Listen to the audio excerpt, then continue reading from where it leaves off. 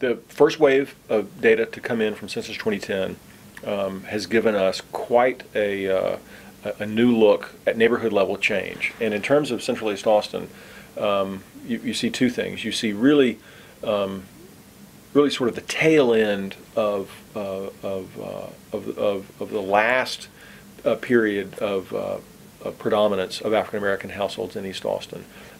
We saw huge changes from 90 to 2000, but the change that we've seen from 2000 to 2010 in terms of just the concentration of African American households, it's pretty amazing. I mean, African American East Austin, as I knew it growing up in Austin, is completely gone. Now, the southern half of it, which is historically, at least for the last 50 years, been Hispanic East Austin, we expected it to have changed, but the data coming in tell us that it has changed even more profoundly than we thought it had. And I certainly think that what we see today is what a lot of people would call gentrification. And as a city, we've studied gentrification a couple of times in the past.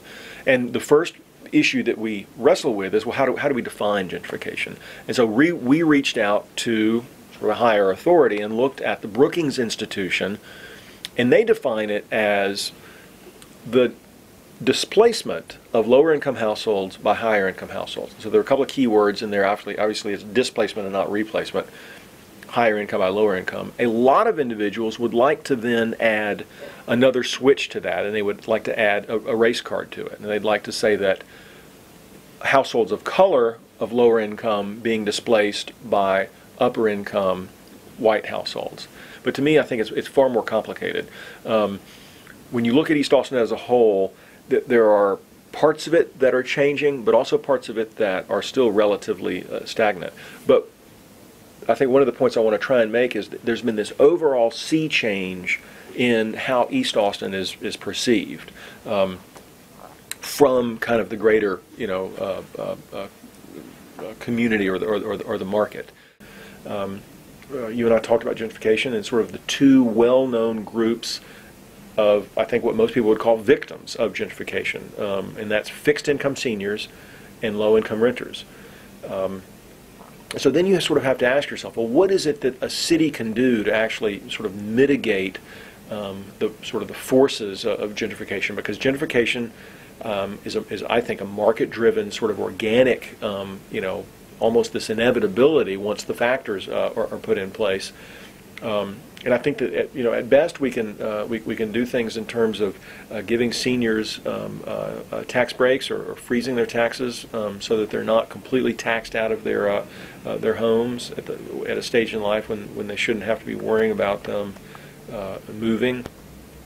Low-income renters is a little bit more difficult. I think many of the housing advocates would say that what we should do is simply provide subsidized housing, whether it be in the form of Section 8 or tax credit projects. But even that is I think, a difficult thing to pull off within the political environment within Texas, which is such a strong property rights environment.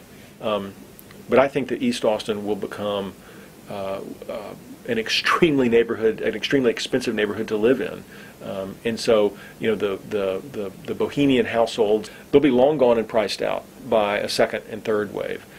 Even maybe the individuals who have bought condos in some of the loft projects, that they in turn will be displaced and priced out. I mean, I think the ultimate potential for East Austin, at least from just a purely real estate market standpoint, is just enormous, because it is so solidly within the urban core. And as Austin gets bigger and bigger and bigger, that cachet, right? Because there's something very important about place. Even though people talk about email, this, that, and the other, and teleworking, it's still about this physicality of being amongst a cluster of people and that sharing of ideas. And that's one of the things that makes, East Austin so attractive.